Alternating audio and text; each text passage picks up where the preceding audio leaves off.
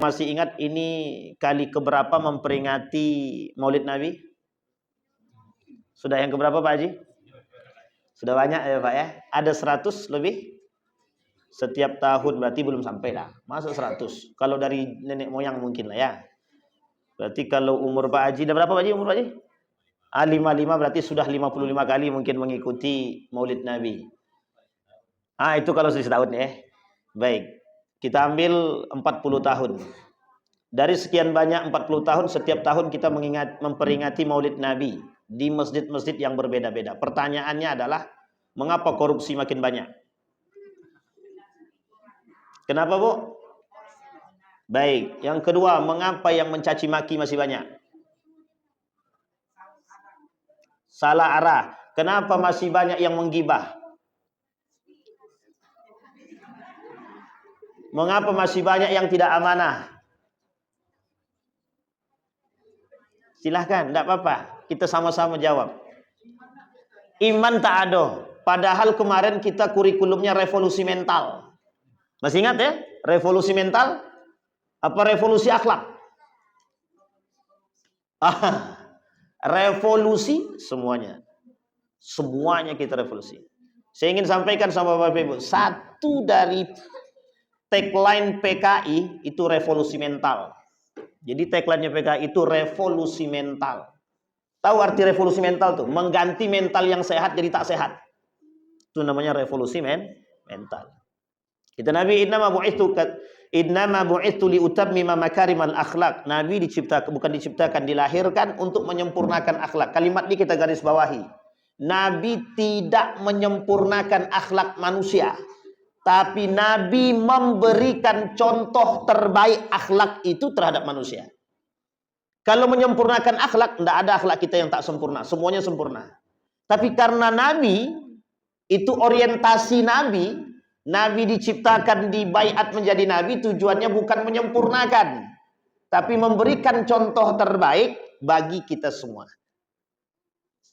Kalau para koruptor, orang-orang penguasa menjadikan Nabi sebagai simbol kehidupannya dan pandangannya, selesai urusan. Tidak usah Nabi lah, tidak usah Nabi, terlalu tinggi. Umar bin Khattab, manusia paling tegas. Kriteria kepemimpinan dalam Islam itu tergambar dari 4 pemimpin khalifah atau khulafaur rasyidin. 4 tambah 1. 1 anak daripada Ali bin Abi Thalib Al-Hasan selama 7 bulan. Berarti ada 5 yang digambarkan. Tambah 1 lah khalifah yang terakhir yang dianggap baik, Umar bin Abdul Aziz. Oke, ada 6. Kita runut. Abu Bakrin Siddiq, sangat sufi, tidak mau neko-neko. Apa Nabi buat, itu yang Nabi buat. Kalau tak dibuat, Nabi tak mau. Sampai mengumpulkan Quran aja tidak mau dia. Ketika dikumpulkan ayat Al-Quran, ini tidak mau dia. Bid'ah gitu dia. Tidak mau. Abu Bakar tidak mau. Apa kata Abu Bakar? Yang tidak dilakukan oleh Nabi, aku tak mau lakukan. Kata Umar bin Khattab, ini kalau tidak dilakukan, ini semua orang hilang nih. Tidak ada yang kenal Al-Quran. Gitu. Singkatnya begitu. 1 paling dekat. Replikanya Nabi Abu Bakar. Yang kedua, manusia paling tegas. Umar bin Al-Khattab. Kata Umar, kalau masalah pikiran, itu saya serahkan pada Ali. Tapi kalau masalah berantem, yuk, saya siap. Itu Jabal Qubais yang di atas di Mekah. Ini Bapak Ibu kita doakan yang belum berangkat umroh semua, amin. Berangkat umroh dengan cahaya hati. Ini tidak promosi dah. Nauzubillah. Jadi Bapak Ibu, itu kita anggap potong aja tuh. Tidak usah diikutin juga nggak apa-apa. Atau dengan RWH boleh juga. Atau dengan manapun silahkanlah. Di Mekah itu di atas, ada namanya Jabal Qubais. Samping Mekah tepat yang sekarang jadi tempat apartemen penginapan para tamu-tamu raja. Namanya Jabal Qubais. Kata Umar, hei orang-orang Quraisy yang paling kuat naik ke atas. Yuk jidal kita yuk. Yuk kita gelut. Itu bahasa kitanya begitu. Itu Umar. Sampai ketika Umar masuk ke dalam Islam, apa kata orang-orang Quraisy itu, kita bagaimana mau berani menghapus, melawan Islam sementara orang yang paling kuat udah masuk Islam. Dia 2 cadangan itu, Pak. Kata Nabi berdoa, ya Allah, kuatkan Islam di antara salah satu, di antara keduanya. Abu Jahal, kemudian yang kedua Umar bin Al-Khattab. Tapi Allah pilih Umar bin Khattab, bukan Abu Jahal. Abu Jahal mengakui kebenaran Islam, menolak Islam. Jadi orang kafir Quraisy itu tidak masuk Islam, itu bukan karena mereka tidak mengakui kebenaran Islam, gengsi. Sekarang saya tanya Bapak Ibu, banyak tak manusia gengsi sekarang? Berarti beda tipis dengan kafir Quraisy itu. Tidak usah tersinggung. Kalau memang pelaku ya alhamdulillah tobat. Kalau tidak pelaku alhamdulillah. Kita masuk yang ketiga, Utsman bin Affan. Utsman itu orangnya paling dermawan, kaya.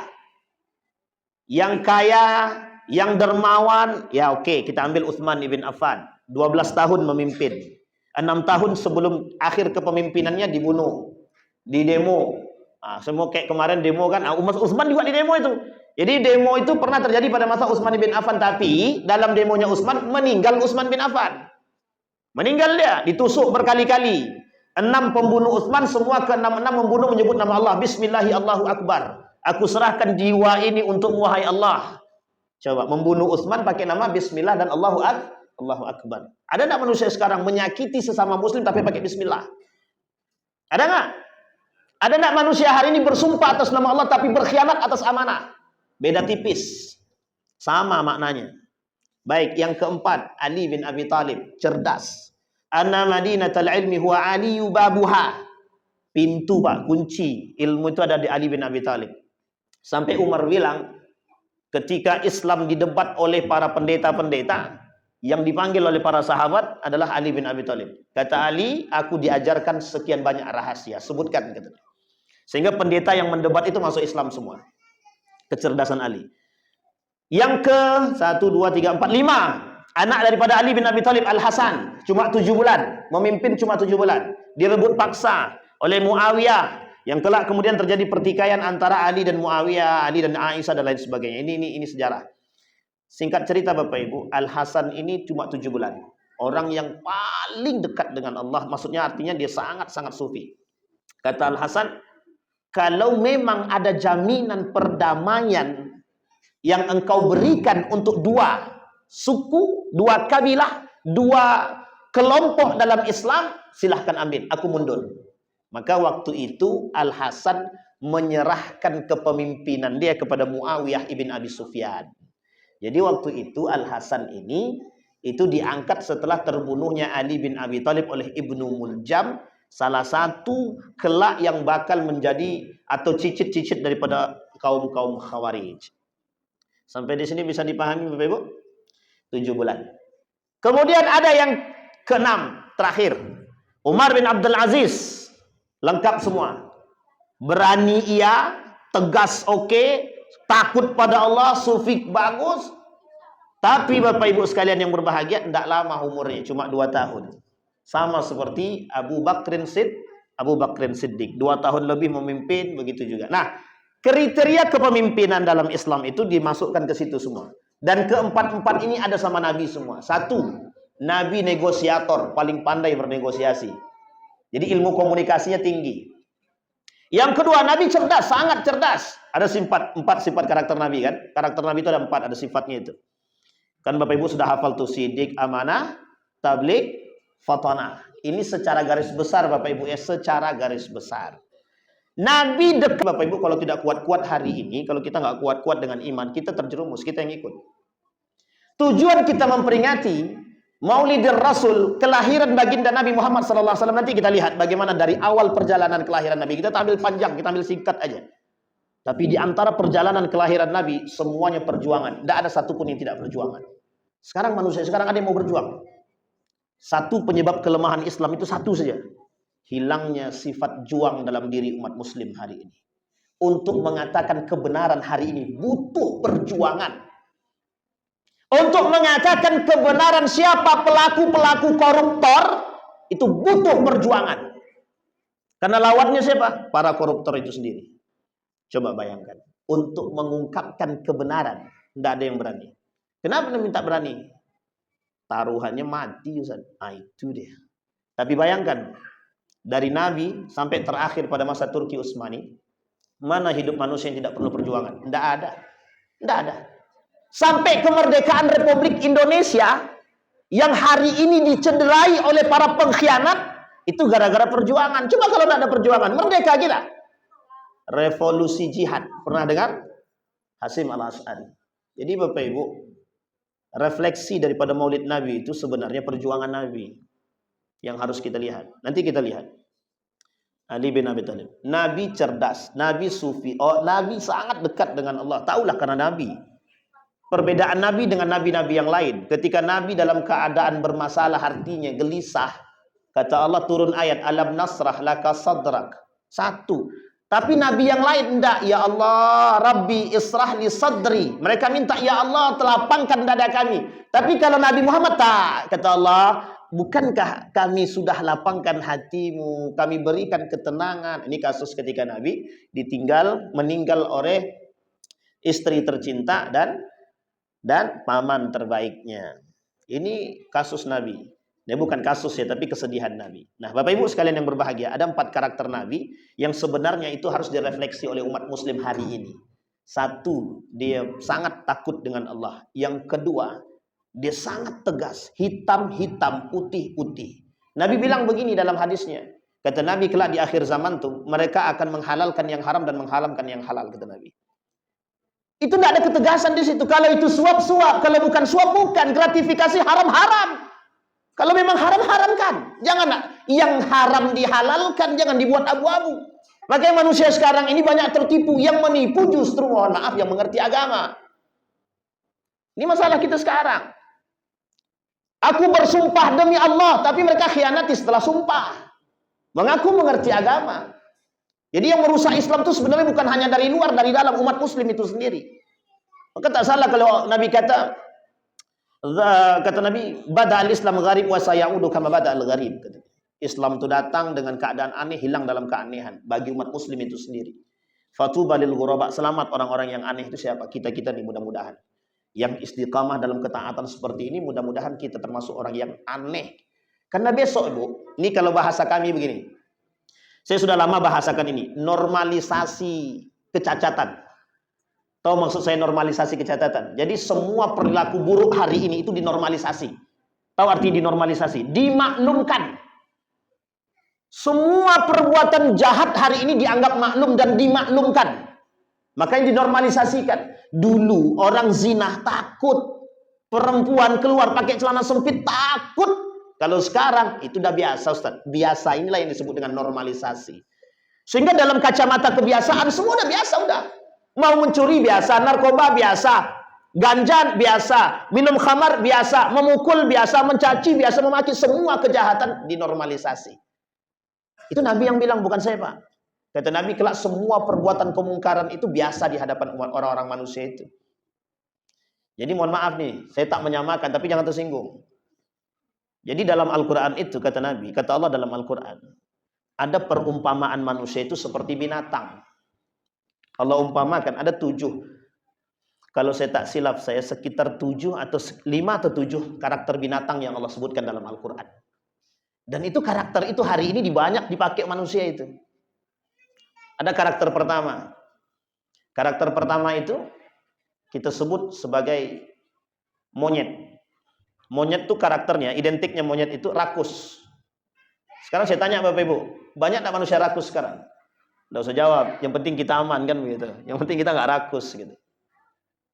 Tapi rakus dalam arti apa? Baik kecil maupun besar, Pak, sama.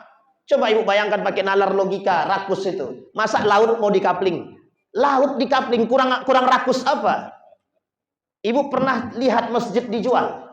Masjid dijual. Masjid yang sudah diwakafkan, itu surat wakafnya dirubah balik. Diganti hak milik, dijualnya, Pak. Nah, coba bayangkan, kurang rakus apa manusia begitu tuh? Banyak, Pak, kerakusan itu. Itu karakter dalam Al-Quran. Yang kedua ada namanya, mohon maaf, kalbun. Anjing.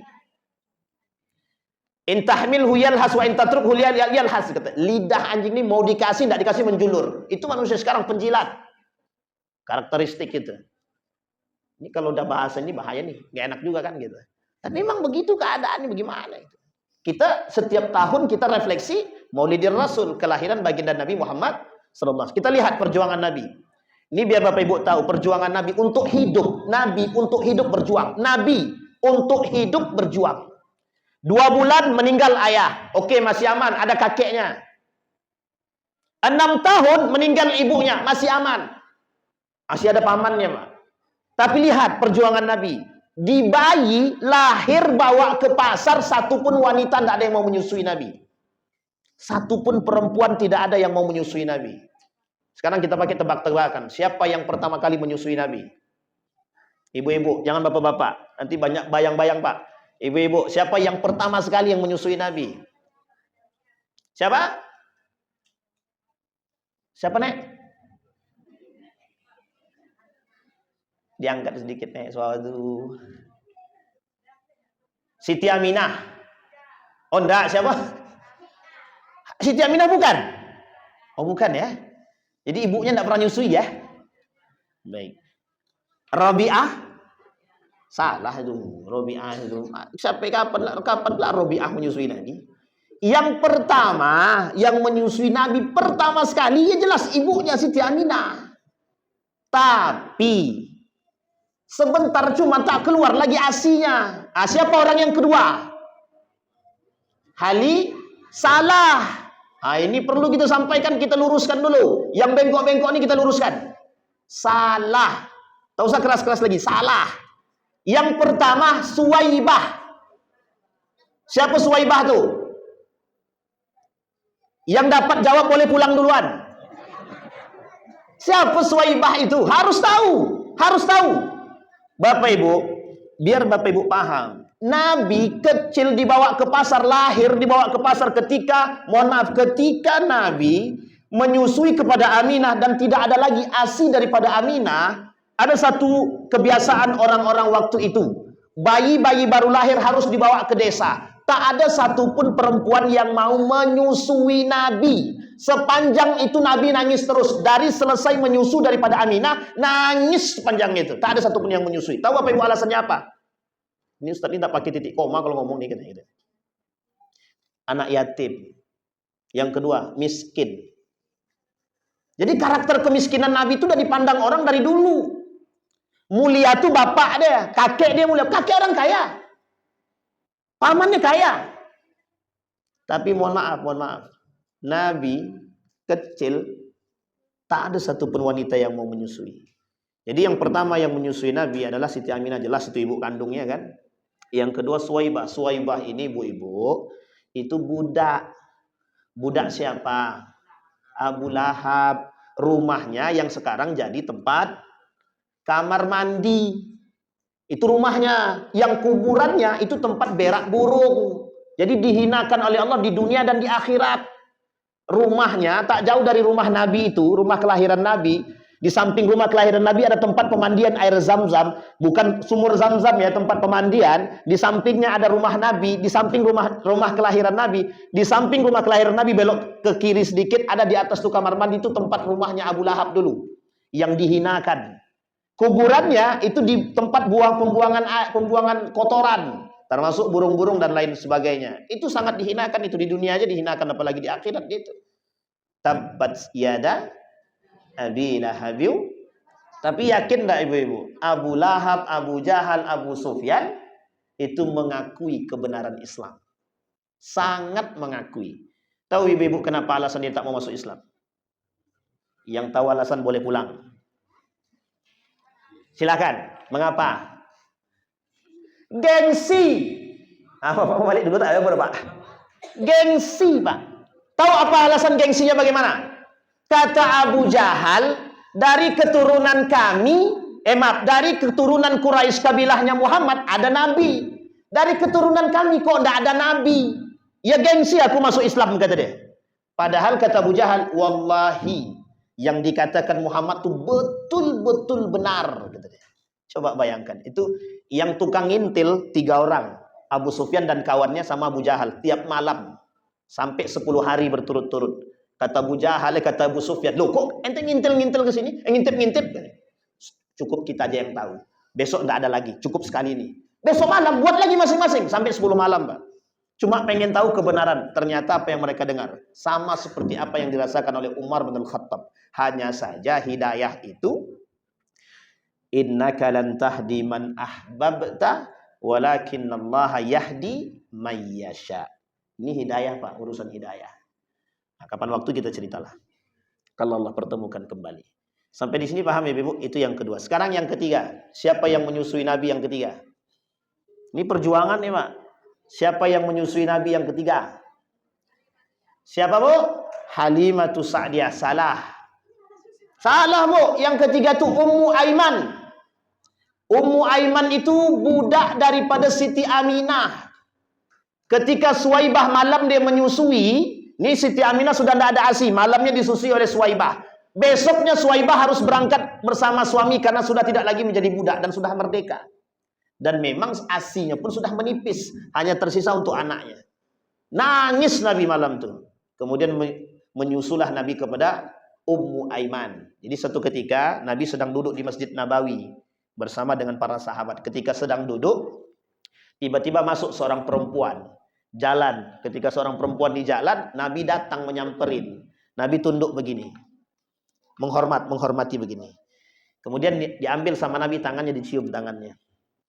Sahabat bingung, siapa nih perempuan? Kok sebegitu mulianya di hadapan Nabi? Ditanya sama sahabat, siapa dia? Itu ibuku, kata Nabi. Kenapa dikatakan ibunya? Karena pernah mengurus Nabi selepas wafatnya ibunya Siti Aminah. Di mana itu? Di perbatasan antara Mekah dan Madinah. Di mana itu? Di Abwa. Di situ perbatasan antara Mekah dan Madinah. Kata Siti Aminah, waktu kecil itu Nabi disusui oleh Siti Aminah. Ternyata asinya Siti Aminah pun tak banyak keluar. Nah, Nabi punya satu susuan dengan Hamzah kepada Suwaibah. Jadi Hamzah itu pernah nyusu kepada Suwaibah. Jadi Hamzah paman Nabi itu pernah nyusu kepada Suwaibah. Jadi Nabi dengan Hamzah ini adik beradik satu susuan. Jadi adik beradik satu susuan. Jadi banyak nih yang satu susuan sama Nabi, banyak, ada 13 lebih. Ada 13 lebih sahabat Nabi yang satu susuan dengan Nabi. Baik yang tua maupun yang muda. Itu yang ketiga. Ummu Aiman. Siapa dia Ummu Aiman ini? Budak daripada yang membantu Siti Aminah di rumah. Ini sejarah yang tak disebutkan dalam buku catatan sejarah. Betul ya?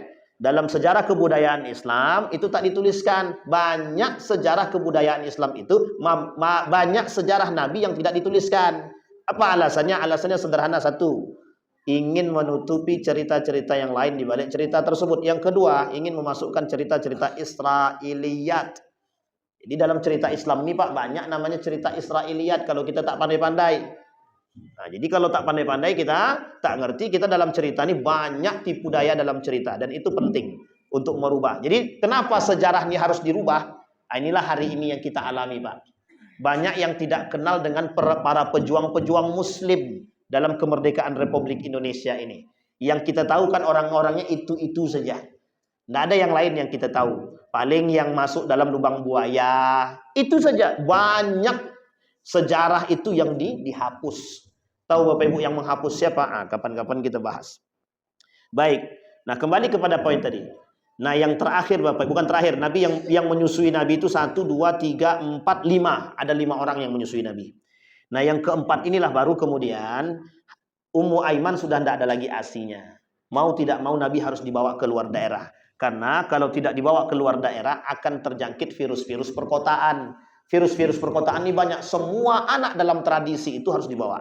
Ini tertulis dalam kitab Ar-Rahiq Al-Maktum atau Ibnu Hisham atau Ibnu Ishaq. Boleh tengok, silakan. Tak ada masalah. Dalam Salabi juga sudah ada. Jadi Bapak Ibu, singkat cerita, kata Ummu Aiman begini, kata Halimah begini, Bang, ini paceklik. Tempat kita ini sekarang hujan tak turun-turun. Sementara keledai-keledai kita kurus. Susunya sudah tak banyak. Anak kita ini sekarang menangis tak berhenti-berhenti. Sementara tanaman-tanaman kita sudah kering-kering semua. Mau tidak mau, semua perempuan yang ada di perkampungan Sa'id tersebut, namanya perkampungan Sa'ad. Perkampungan Sa'ad tersebut 30 menit dari Mekah. Dari Ka'bah itu, dari Masjidil Haram itu 30 menit. Nah, itu boleh kalau naik taksi bisa sampai, sebutkan aja perkampungan Sa'ad tentang tempat Halimah, sudah sampai itu. Mesti dibawa sama tukang taksi dan tahu itu sudah. Jadi Bapak Ibu, 30 menit menggunakan keledai. Berangkat mereka, semua berangkat. Sampai di Pasar Ukas namanya. Pasar Ukas itu ini Ka'bah. Nanti ada namanya di situ, ada namanya Hijr Ismail. Di depan Hijr Ismail ke sebelah kiri sedikit itu dulu namanya tempat bekas Pasar Ukas. Pasar Ukas itu semuanya ada di situ, termasuk penjualan budak dan tempat pengambilan ASI. dari wanita-wanita tersebut. Namanya pasar Ukaz. Pasar banyak yang bersejarah di Mekah itu. Nah, ini penting dalam orang-orang yang berangkat umrah perlu tahu tentang pasar-pasar tersebut, karena penjualan budak termasuk salah satunya para yang dijual itu adalah Nuaiman, sahabat daripada Nabi yang pernah mabuk. Itu juga dijual di situ. Baik, singkat cerita Bapak Ibu sekalian yang berbahagia, sampai mereka di Mekah nih. Ibu-ibu perempuan-perempuan ini. Semua perempuan perkampungan Bani Sa'ad ini sudah mendapatkan bayi. Pas Nabi Muhammad tak ada satupun yang mau memilih, Pak. Satu pun tak mau, termasuk Halimah.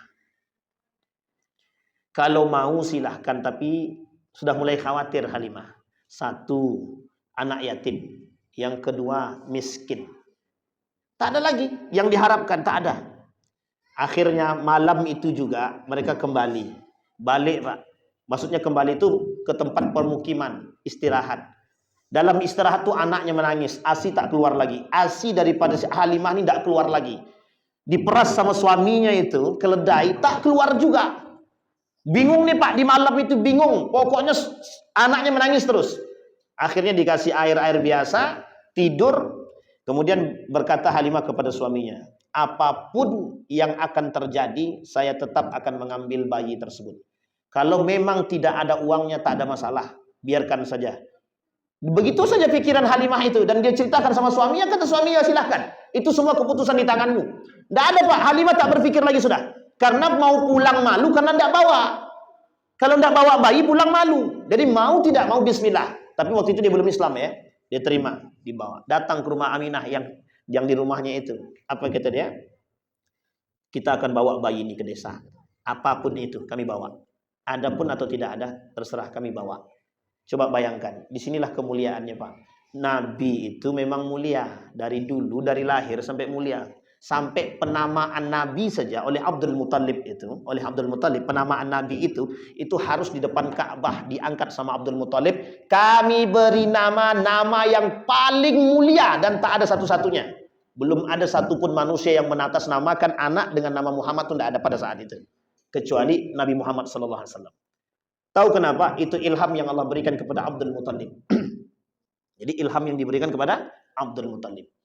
Abdul Muttalib ini Bapak Ibu bukan nama asli. Nama aslinya Abdul Muttalib ini Syaibatul Ham. Siapa namanya Bapak Ibu? Syaibatul Ham. Nama aslinya bukan Abdul Muttalib tapi Syaibatul Ham.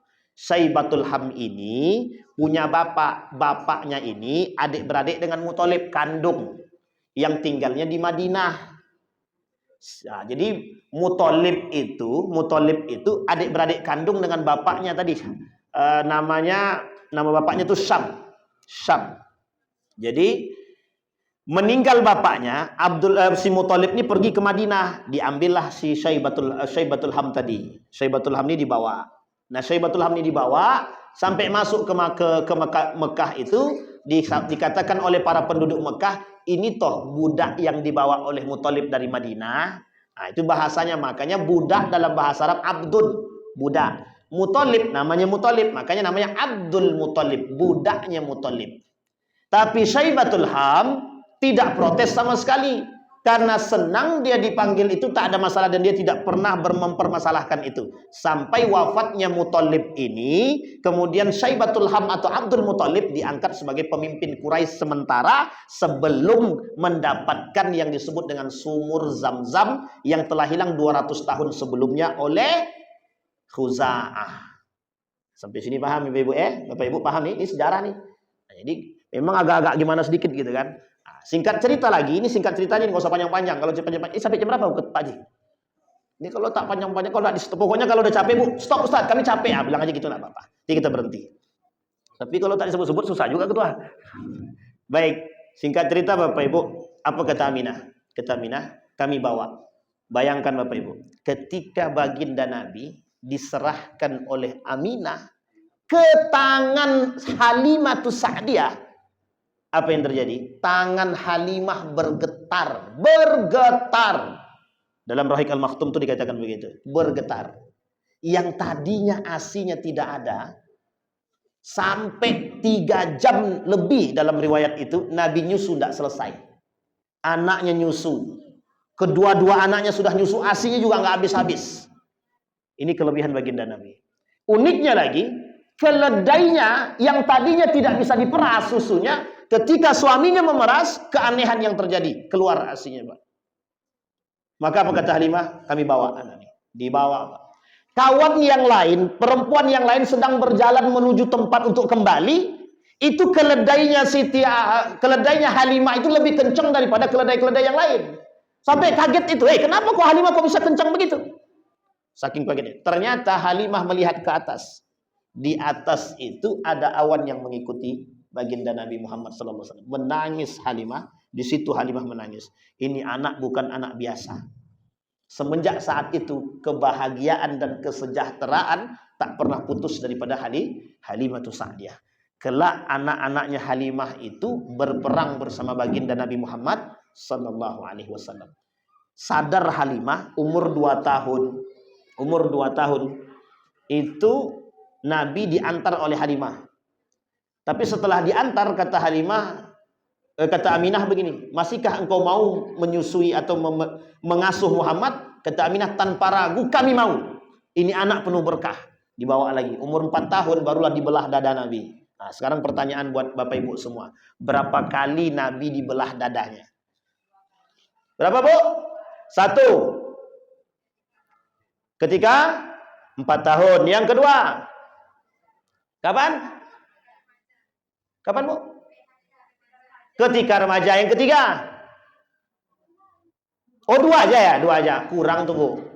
Dia ada 4 kali. Nabi dibelah dadanya 4 kali. Dalam riwayat itu dikatakan ada 3 dan 4. Yang paling kuat tuh 4. 1 umur 4 tahun. Yang kedua ketika remaja. Yang ketiga ketika mendapatkan Gua Hira. Yang keempat Isra wal Mi'raj. Ada berapa berarti, Bu? 4. Jangan bilang 2 lagi. Ini salah, Wak. Ini sejarah nih, sejarah. Singkat cerita Bapak Ibu, apa kata Halimah? Balik anaknya ke rumah, kata anaknya kepada ibunya, itu Muhammad dadanya dibelah. Khawatir Halimah mau keluar dari rumah, tiba-tiba Nabi sudah sampai di depan rumah. Mulai saat itu, kata Halimah, Bang, kita antar. Di umur 4 tahun lebih sedikit. Diantar Nabi ke Mekah, dikembalikan kepada Aminah. Tahun berikutnya, kata Aminah, 6 tahun kurang sedikit, kata Aminah, nah yuk kita jenguk bapak di Madinah. Bapakmu di Madinah. Siapa bapaknya? Abdullah di Madinah. Pergi Pak mereka ke Madinah. Sampai bahagia sekali hati Nabi. Kenapa Nabi bahagia? Karena di situ keluarga besarnya Siti Aminah di situ semua. Ternyata keluarga besar kakeknya semua di situ. Di Madinah itu. Ini kalau saya gambarkan begini. Ini Masjid Nabawi. Ini kubah hijau. Ya, ini anggap nih kubah hijau, Bu. Kalau nampaknya, ya hijau. Kubah hijau. Di depan kubah hijau ini, di sini deretan, di deretan kubah hijau ini, di sini keluarganya, keluarga bapaknya Nabi, keluarga daripada kakeknya Nabi. Di sebelah kanan sini, yang sekarang menjadi pelataran dan sekitar situlah, itu keluarganya Siti Aminah. Jadi keluarganya Siti Aminah semua di situ. Bahagia sangat Nabi. Kenapa bahagia? Karena Nabi bertemu dengan bapaknya meskipun sudah meninggal. Artinya Nabi datang ke kuburannya. Yang hari ini kuburan kedua-duanya Siti Aminah dan Abdullah tidak boleh dikunjungi. Dan gak ada yang tahu kuburannya di mana kecuali Aminah. Kalau Aminah ada di Abwa, kalau Abdullah itu ditutup. Tidak boleh lagi ada. Ada yang mengatakan di Baqi, ada yang mengatakan di depan Masjid Nabawi, tak jauh dari pintu pertama. Tak jauh dari sekitar situ. Ini dalam sejarah, Bu ya. Meskipun tidak bisa tak bisa divalidasi. Kenapa tak bisa divalidasi? Karena banyak yang pendapat yang mengatakan tentang hal tersebut. Tahu Bapak Ibu alasannya kenapa Nabi, bapak Nabi, ibu Nabi tidak boleh diziarahi? Tahu Bapak Ibu alasannya? Karena bapak Nabi dengan ibu Nabi itu di neraka. Kata siapa? Kata mereka. Sampai sini paham Bapak?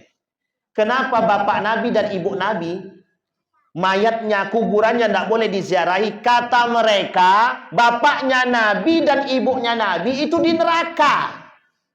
Coba bayangkan itu. Itu merusak pemikiran kita tuh.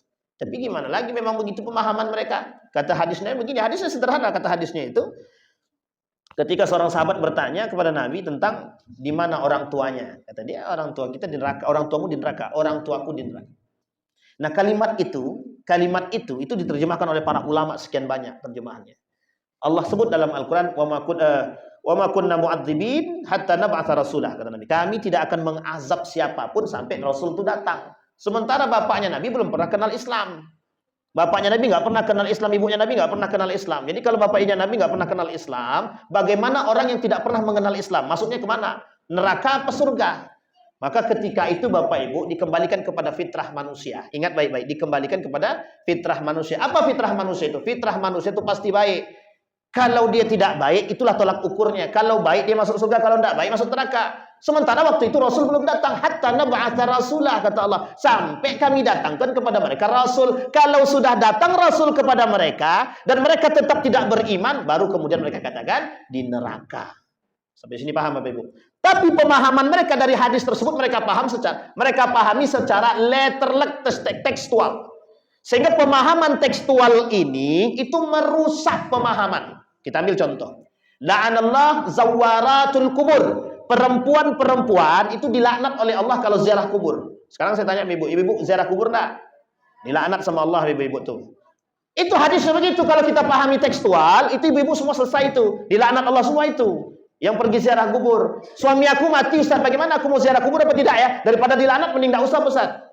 Tapi ternyata ada hadis lain sebagai pembanding, dan itu ada sebab turunnya, asbabul wurudnya.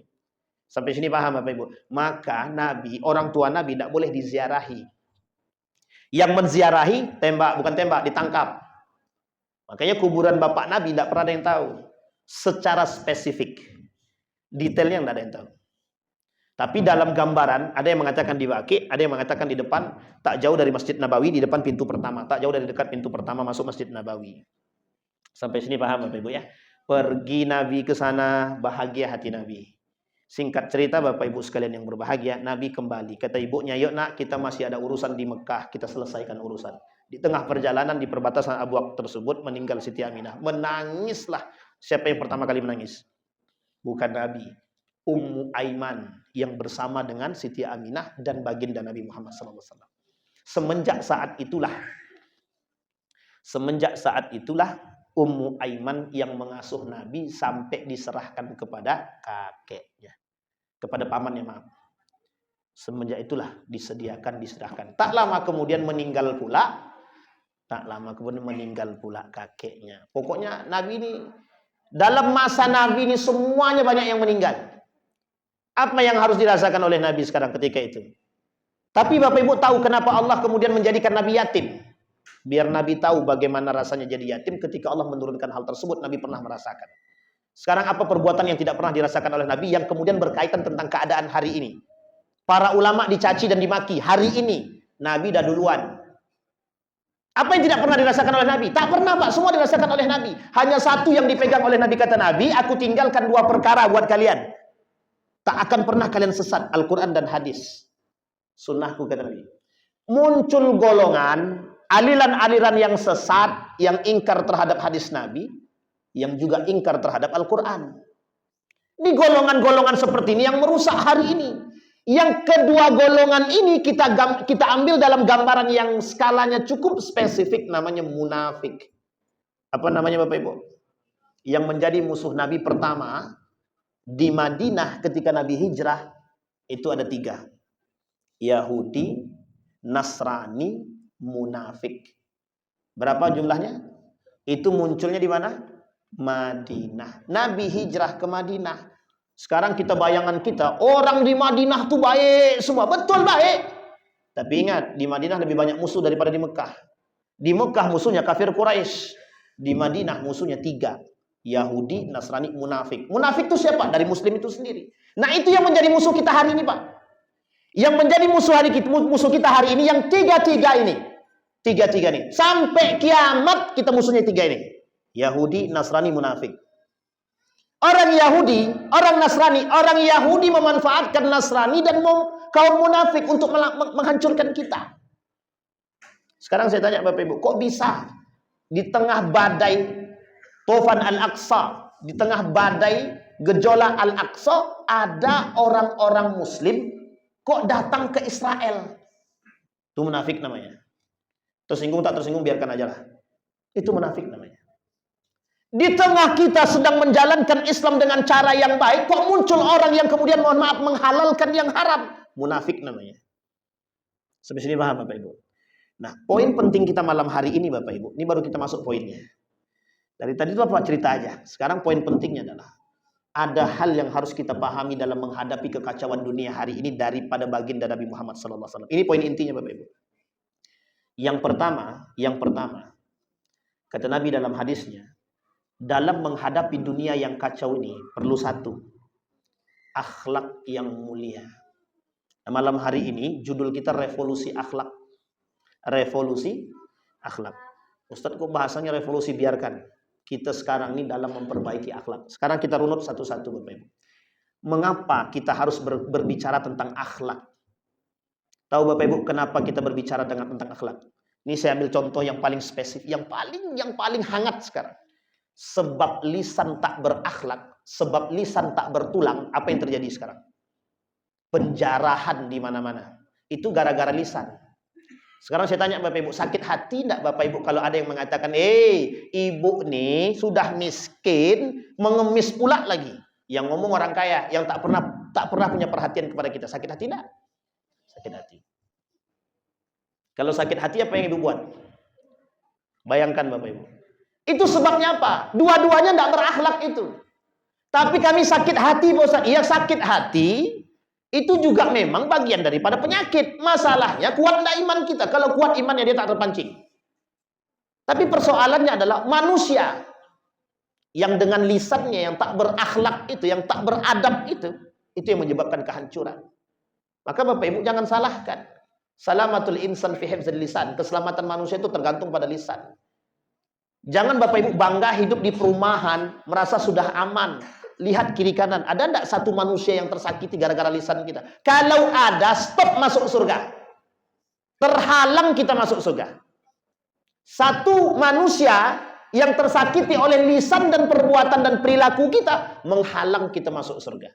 6 kata Nabi yang menyebabkan orang-orang amal ibadahnya tidak diterima. Satu di antara 6-nya adalah zalim. Apa namanya Bapak Ibu? Sittatu asya'in tuhbitul a'mal wa akhiruhu, yang terakhir kata Nabi, az-zulmu zalim. Coba bayangkan. Sederhana Pak, sederhana. Itu modalnya apa? Akhlak Pak, akhlak. Allah ciptakan kita dengan kalimat khuliqal insan. Kami ciptakan kalian wahai manusia khuliqa dengan menggunakan kalimat kha lam qaf. Sekarang saya tanya sama Bapak Ibu, dalam bahasa Arabnya akhlak itu asal katanya Pak, kha lam qaf. Sama. Artinya apa tujuannya? Allah pengen manusia yang diciptakan itu berakhlak. Fitrahnya kita sebagai manusia berakhlak. Kalau kita tidak berakhlak, tidak beradab, tidak beretika, kita sedang keluar dari fitrah kemanusiaan. Makanya digambarkan oleh Allah dalam Al-Quran seperti bahaim, binatang. Jangan tersinggung Bapak Ibu. Jadi kalau kami tak berakhlak seperti binatang, pandai-pandai aja lah. Coba bayangkan.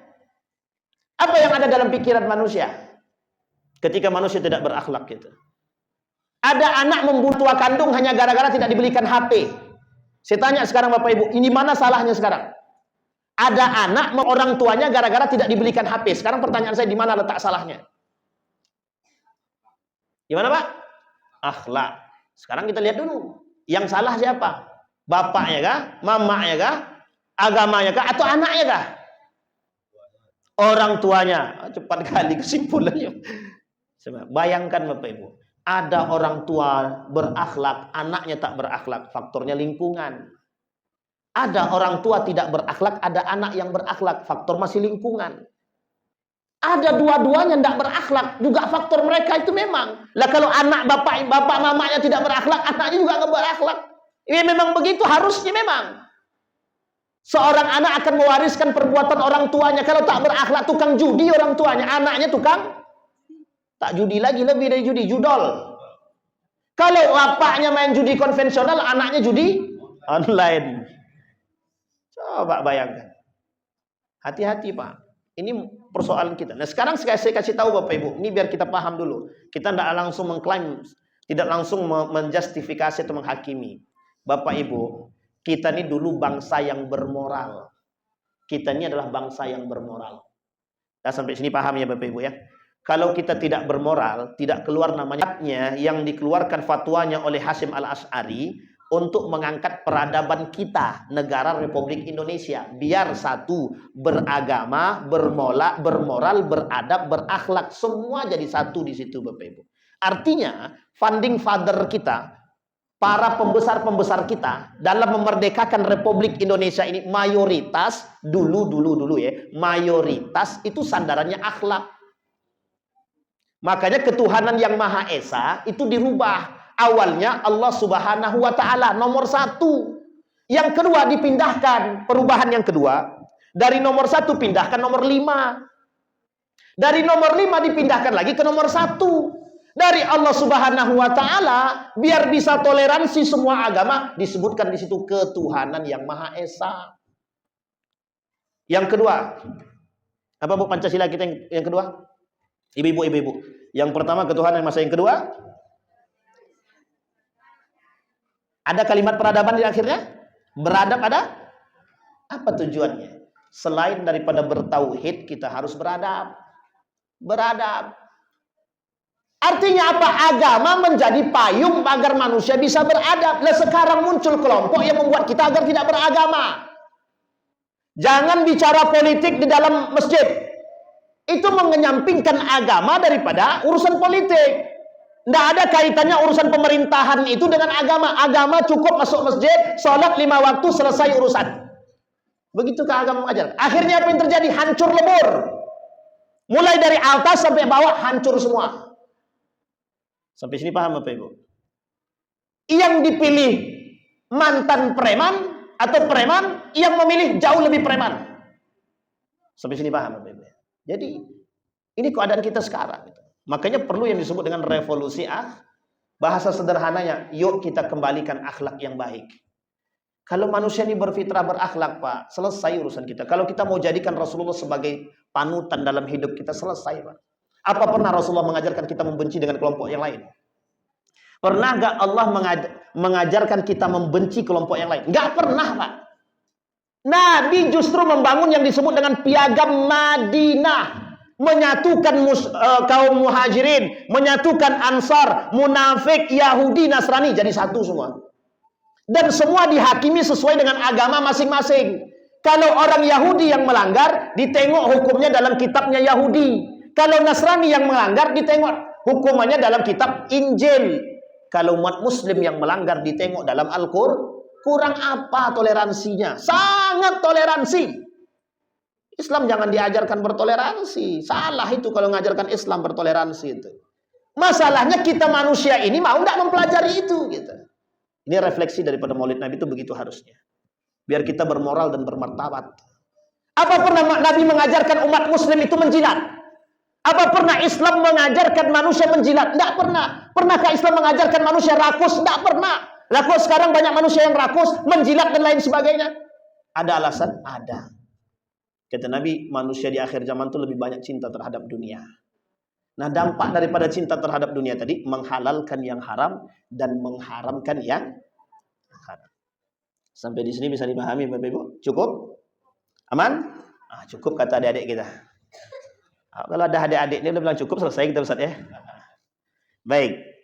Itu revolusi akhlak. Jadi kita perlu mengembalikan akhlak. Nah, sekarang Bapak Ibu, sebelum kita tutup, bagaimana cara kita mengembalikan akhlak tersebut? Tidak bisa semena-mena, tidak bisa, Bu. Tidak bisa langsung kita katakan kita kembalikan kepada, tidak bisa. Kita butuh yang kedua. Apa yang kedua? Pendidikan. Nah, pendidikan ini kalau kita tidak pandai-pandai kita juga rusak. Nah, caranya adalah itu sejalan dengan apa yang dikatakan oleh A.A. Gim. Jadi apa yang dikatakan oleh A.A. Gim itu dari dulu sampai sekarang itu relevan, sangat relevan. Dimulai dari rumah sendiri. Dimulai dari rumah sendiri. Kalau kita bisa memberikan lingkungan yang baik dalam pendidikan yang baik kepada anak-anak kita, insya Allah generasi kita terjaga. Setidaknya mohon maaf Bapak Ibu. Berapa banyak jumlah orang tua yang hadir dalam masjid ini sekarang? Setiap orang di antara kita punya peran yang sama, memberikan pendidikan akhlak yang baik kepada anak-anak kita. Anak kita mencuri, kita yang menghakimi, kita yang menghukumi, Pak. Anak kita, jangan pula kita yang takut sama anak, Pak. Kita banyak yang takut sama anak sekarang nih. Mak nih, bapak nih, mak bapaknya disegah, Pak. Coba bayangkan. Itu kalau sempat begitu tuh Pak, dah lah tuh. Kalau zaman dulu Pak hilang tuh kepalanya tuh Pak. Orang tua kami zaman dulu sempat begitu, mulut-mulut tuh hancur buatnya. Kalau sekarang kita pukul anak kita masuk penjara Pak. Dimasukkan kita dalam penjara. Inilah nih orang tua yang durhaka kata dia. Orang tua pula yang durhaka kata dia. Padahal anak yang memaki-maki kita. Tapi mau kita salahkan anak belum tentu juga bisa seutuhnya Pak. Karena anak biasanya mewarisi karakter bapak dan ibunya. Sampai di sini paham Bapak Ibu ya. Jadi apa artinya? Peran Pak. Peran orang tua dan peran ibu dan bapak itu sangat penting dalam membentuk akhlak anak. Bapak Ibu, ini saya minta maaf. Yang punya kesibukan, pergi pagi, pulang pagi, pergi lagi, tidak pulang-pulang, tolong betul berikan waktu untuk anak. Saya serius nih Pak, berbicara serius nih. Berikan waktu untuk anak. Jangan sampai nanti anak tidak kenal dengan kita, kenalnya dengan pembantu, kenal dengan orang yang membantu kita, yang mengurusi anak. Ini kejadian nih Pak. Kejadian kawan saya punya anak, anaknya manggil kawan ini, apa kata dia? Om. Saking jarangnya bertemu dengan bapaknya, dipanggil sama anak tadi Om. Padahal itu bapak kandungnya. Sementara tetangga sebelah yang sering ngurus, dipanggilnya bapak. Iya kalau karakter tetangga itu baik. Kalau yang mohon maaf, kalau bejat ya. Jadi jangan salahkan. Sesibuk apapun Bapak Ibu, kasih waktu untuk anak. Sampai rumah buang HP itu. Main sama anak Pak, main. Mereka butuh figur Pak. Sama halnya kita hari ini butuh figur. Kita semua ini sama mindset kita Pak. Berharap punya figur yang sama seperti Nabi hari ini. Tapi kan tidak mungkin Pak. Tapi kita butuh figur itu. Butuh Pak, sangat butuh. Apalagi di tengah kekacauan sekarang nih, kita butuh figur pemimpin seperti para khulafaur rasyidin. Cuman kan kita harus serius juga gitu. Yang ketiga, bagaimana cara kita membentuk karakter tersebut, akhlak di rumah tadi. Nah, ini yang paling penting Pak, yang ketiga nih. Kenalkan mereka dengan Islam, kenalkan mereka dengan nilai-nilai seperti yang dilakukan oleh Nabi.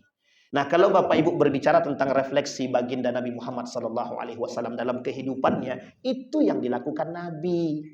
Nabi kenalkan anak yang pertama itu tauhid, bukan duit, bukan HP. Ini anak baru lahir, untuk mohon maaf biar tak nangis dikasih tontonan. Apa tontonannya? HP. Dalam tontonan mohon maaf, mending kalau yang ditonton tuh ngaji. Ini yang ditonton mohon maaf yang buka-buka aurat. Jadi anak tuh sudah tersimpan dalam otaknya begitu. Sampai sini paham Bapak Ibu ya? Kenalkan agama, kenalkan Islam, kenalkan Al-Quran, kenalkan Nabi. Kenalkan anak-anak kita hari ini dengan figur-figur tokoh-tokoh muslim. Jangan Raffi Ahmad, jangan pelawak-pelawak yang lisannya tak pernah terjaga. Jangan Pak, mohon maaf, jangan. Anak kita hari ini, generasi hari ini mengidolakan artis. Kalau artis yang diidolakan itu mengajak masuk surga, masih mending. Ini mohon maaf, berlomba-lomba mencari harta. Di sini paham Bapak Ibu? Jadi kita nggak mengenalkan kepada mereka agama. Kita yang salah, kita memang. Ustadz ada bapak ibunya baik, Ustadz agamanya pokoknya rajin. Tengok dulu anaknya, anak angkat bisa jadi.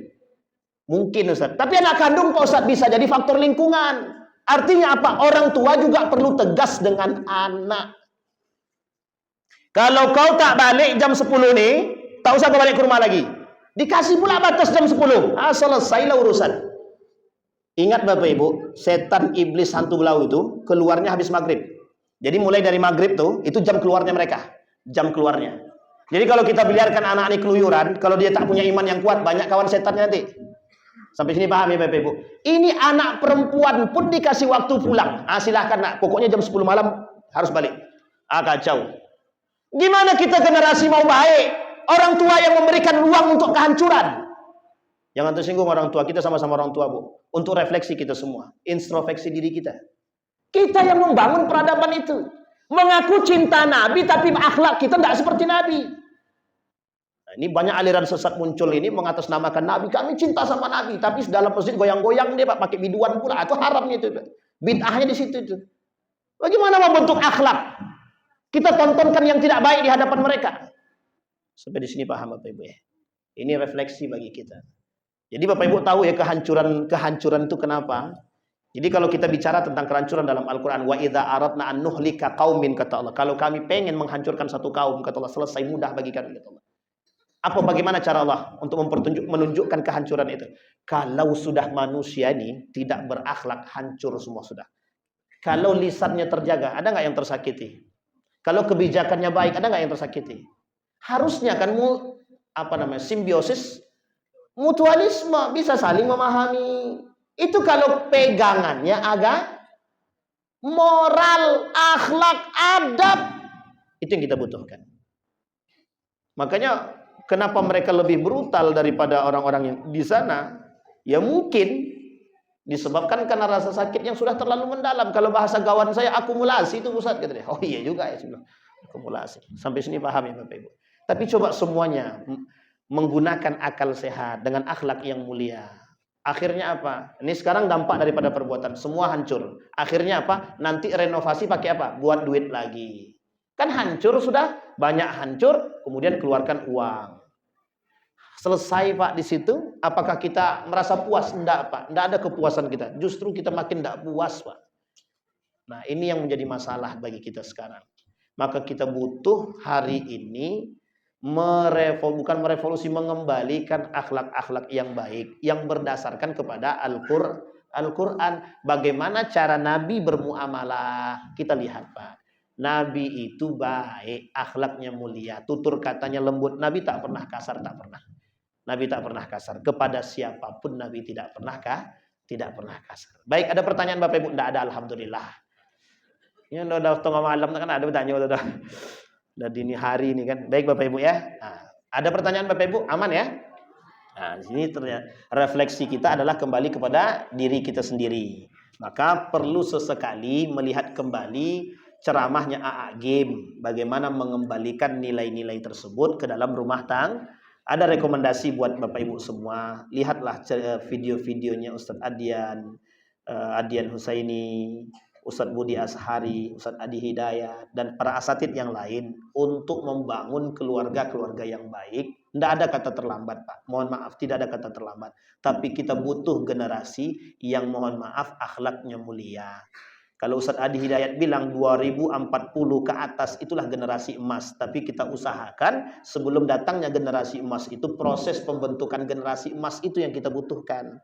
Jadi penanamannya tetap melalui peran orang tua. Lagi-lagi perannya orang tua, bagaimana mereka menanamkan agama kepada anak sehingga mohon maaf akhlak itu bisa terbentuk dari nilai-nilai agama. Saya kira itu saja, mudah-mudahan ada manfaat bagi Bapak Ibu, bagi kita semua. Mudah-mudahan yang kita sampaikan malam hari ini, yang kita dengar, Allah ridhai dan Allah berkahi. Amin ya rabbal alamin. Kita berdoa kepada Allah. A'udzu billahi minasyaitonir rajim. Bismillahirrahmanirrahim. Alhamdulillahirabbil alamin. Hamdasy syakirin, hamdan na'imin. Hamdan yuwafi ni'amahu wa yukafi'u mazidah. Ya rabbana lakal hamdu kama yanbaghi li jalali wajhikal karim wa 'azimi sultanik. Allahumma faqihna fid din wa 'allimna ta'wil. Allahumma ansur man nasara ad-din wa khudhul man khadhal muslimin. Allahumma arinal haqqa haqqan warzuqna ittiba'ah wa arinal batila batila warzuqna ijtinabah. Allahumma anfa'na bima 'allamtana warzuqna 'uluman tanfa'una fid din wad dunya wal akhirah. Allahumma jannibna min munkaratil akhlaq wa sayyiatil khuluq. Rabbana hab lana minas salihin, Rabbana hab lana min azwajina wa dhurriyyatina qurrata a'yun waj'alna lil muttaqina imama. Allahumma ansur ikhwanana al mujahidin fi Palestin wa fi Gaza wa fi kulli makan. Allahumma dammiril yahud, Allahumma ighfir lahum warhamhum wa'afihim wa'fu anhum wa akrim nuzulahum wa wasi' madkhalahum waj'alil jannata mathwahum. Allahumma sahhil umurana wa umural muslimina wal muslimat bi rahmatika ya dzal jalali wal ikram. Rabbana atina fid dunya hasanah wa fil akhirati hasanah wa qina adzabannar. Walhamdulillahirabbil alamin. Assalamualaikum warahmatullahi wabarakatuh.